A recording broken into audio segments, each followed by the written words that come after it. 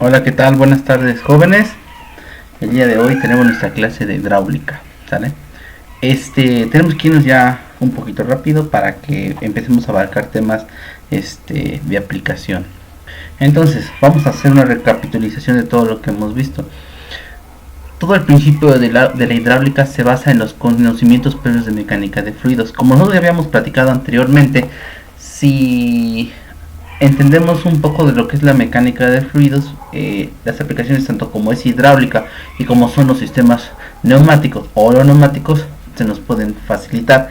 La intención, recuerden del curso, no es hacernos expertos en mecánica de fluidos, ¿no? Sino tener una noción un poquito más mayor, ¿no? De lo que es un sistema hidráulico, un sistema neumático y cuáles son como que las leyes que lo fundamentan, va, sale. Van a escuchar que que canta un gallo, pero está por acá cerca hay gallos. Sale, entonces ya habíamos platicado que era la mecánica de fluidos, que es una ciencia que se encarga del estudio de un tipo específico de materia, ¿no? Recuerdan que habíamos visto que la materia la podíamos dividir en sólidos, líquidos, gaseosos. Los sólidos los estudiamos en un apartado distinto, pero tanto los líquidos como los gases tienen ciertas características que los ubican como fluidos, ¿sí? Por lo tanto deben ser estudiados de cierta forma. Las leyes y los modelos matemáticos que se aplican también son muy similares a los modelos matemáticos que se aplican en un sólido. La única diferencia radica en cuanto a su estructura, ¿sale? Entonces la mecánica de fluidos ya habíamos visto que divide el campo de los fluidos, de los gases y de los líquidos en dos, ¿no? Las cosas que se mueven y las cosas que no se mueven. Dentro de las cosas que se mueven están todos los fenómenos de hidrostática, ¿sale? Y de todas las cuestiones que se mueven está la cuestión de la hidrodinámica o dinámica de fluidos. Ahora, tanto en el vehículo, a nivel industrial, los que predominan son los fluidos en movimiento. Una bomba, por ejemplo, un compresor, para que puedan realizar sus tareas, sus actividades adecuadamente, tienen que hacer uso precisamente de fluidos en movimiento.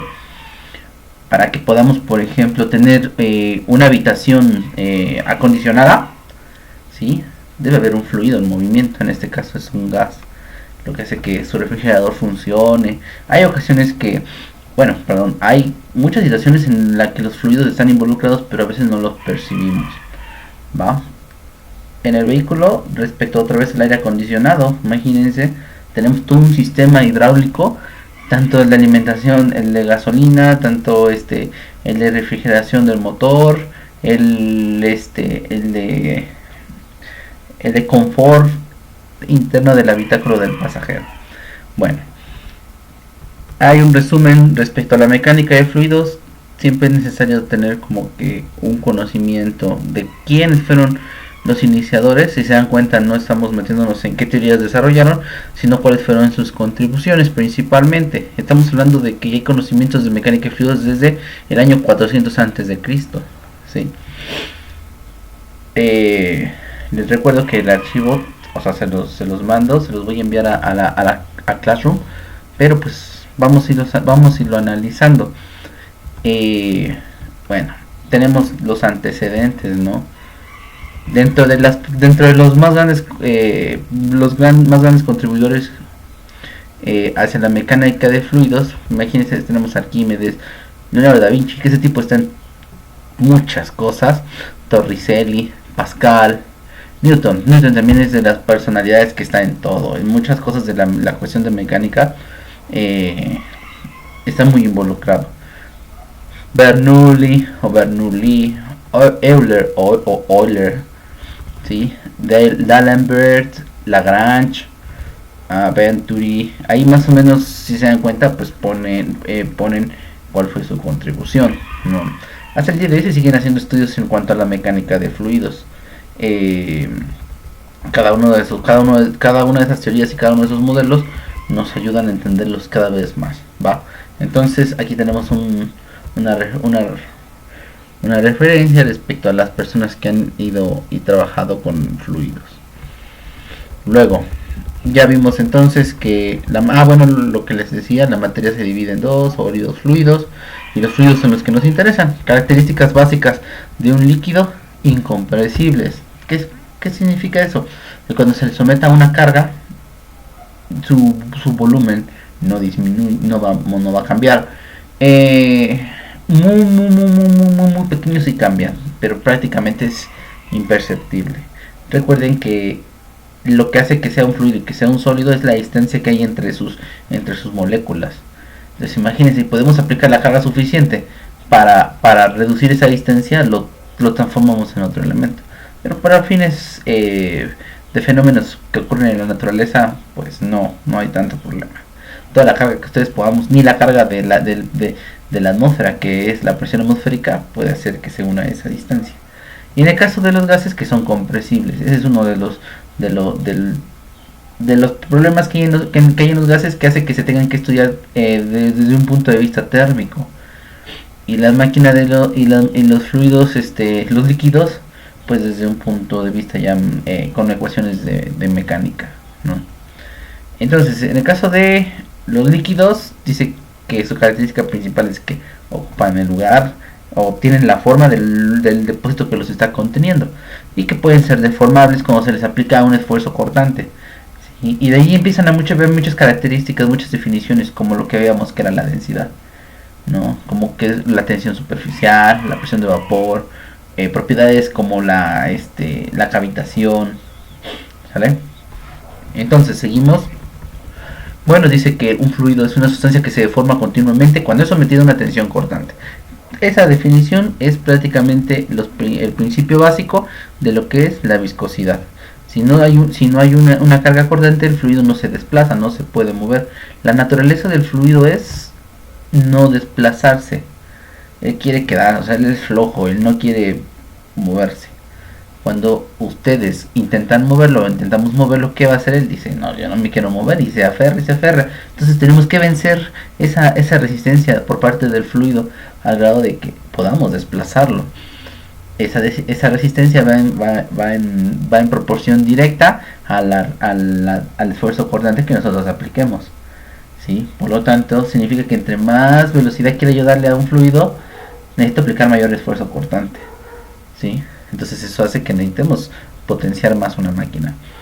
Las teorías de mecánica de fluidos, de la deformación que tiene cuando se aplica una carga, se enfocan como en este dibujito. Prácticamente desde Newton había modelado el fenómeno de esta manera. Entendemos que un fluido es como un cuadrito, ¿sale? En un tiempo cero, la velocidad en la superficie cero, la velocidad en la superficie de arriba es constante. Cuando se le aplica un esfuerzo cortante, ¿qué va a ocurrir? Es como el ejemplo de un libro. Yo les decía que cuando aplicamos una carga tangencial en la parte superior del libro, las hojas tienen esta deformación. Por eso es que se entiende a las corrientes, a las superficies como como elementos que se van a ir desplazando uno con respecto a otro, ¿sale? Entonces pues generamos una deformación angular. Significa que pues se mide a través de un grado. Dice, vamos a seguir bajando. Bueno, aquí habla sobre el medio continuo. Eso no nos atañe ahorita. Es que hay dos teorías. Hay una teoría para cómo estudiar un fluido. Hay una teoría que es desarrollada por Euler. Hay otra teoría desarrollada por Lagrange. Entonces es como que la mecánica euleriana y lagrangiana. Entonces, pero esto no nos compete a nosotros, ¿sale? Entonces, para todas las materias que tengan que ver con fenómenos físicos, o sea, hidráulica, neumática, termodinámica, esto es algo esencial, ¿no? La cuestión de las unidades, no solo específicamente de estas, ¿no? Entonces, para la cuestión de los fluidos, vean que esto va en función de cuestiones moleculares: la densidad, la presión, la temperatura. Las cuestiones abstractas: longitud, tiempo y velocidad. Y pues ya vamos viendo otro tipo de grupos o subgrupos. Entonces pues tampoco es tan, no es nuestro objetivo, pero pues no está de más conocerlo, ¿no? Recuerden que el que tiene más saliva traga más pino, le dicen, ¿no? Entonces, igual cuestiones de velocidad, unidades, masa, longitud, tiempo, temperatura. Lo que les decía, que hay ocasiones en que nosotros no sabemos o no sabemos en qué unidades se miden algunos fenómenos físicos que tienen que ver con cuestiones prácticas, como lo que les comentaba de la viscosidad, ¿no? Bueno, tenemos esto y ya. Bueno, seguimos avanzando. Entonces, los principios básicos de, vamos con los, las propiedades de los fluidos, las intensivas y las extensivas. La característica principal es que unas dependen de la masa y las otras no dependen de la masa. Por ejemplo, lo que es la temperatura. Como puedo tener una tonelada de materia, como puedo tener 2 gramos de materia, ¿sí? A diferencia, por ejemplo, de una cantidad de movimiento. Las cuestiones de inercia dependen de la masa. No es lo mismo frenar a, vamos a poner a su compañero más grande de su salón que va hacia ustedes a 10 metros sobre segundos, a frenar al más flaquito, ¿no? Que va a 10 metros sobre segundos sobre ustedes. Entonces nos interesa la masa. Por eso habla de cantidad de movimiento, que tiene que ver con eso, cuestiones de inercia. Va, sale. Entonces vamos con esto. Ya habíamos platicado de lo que era la densidad, que es la masa sobre el volumen, algunas propiedades muy importantes de los fluidos, densidades específicas, ¿qué más? Principios de viscosidad. Tenemos dos, la cinemática y la dinámica. Ya más o menos vimos de qué dependía cada uno. Seguimos observando el mismo fenómeno de esfuerzo cortante respecto a la velocidad. Nos seguimos por acá. Bueno, aquí por ejemplo estamos hablando de los fluidos newtonianos. Se llaman fluidos newtonianos porque las leyes que modelan este tipo de situaciones las postuló Isaac Newton. Aquí estamos viendo 3 ejemplos de fluidos clásicos: aceite, agua y el aire. En la mecánica, en la industria automotriz o la mecánica automotriz son 3 fluidos que están todo el tiempo. Entonces vean de acuerdo a esto cómo se comportan, de acuerdo a la velocidad con la que se deforman y el esfuerzo cortante que se le aplica. Esto es no es una regla. ¿Por qué? Porque el agua, recuerden que no lo tenemos como una sustancia pura, ¿no? Cambia de acuerdo a ya sea el lugar, ya sea si hablas de agua destilada o con algunos otros aditivos, no. Normalmente el agua no es H2O como tal, no. En el caso del aire, pues también depende de muchas variables. No es lo mismo el aire a lo mejor aquí en Estados Unidos, aquí en Puebla, que Australia, ¿no? Tiene que ver cuestiones de temperatura, humedad relativa, que eso es importante en el tema que vamos a ver más adelante, que es neumática.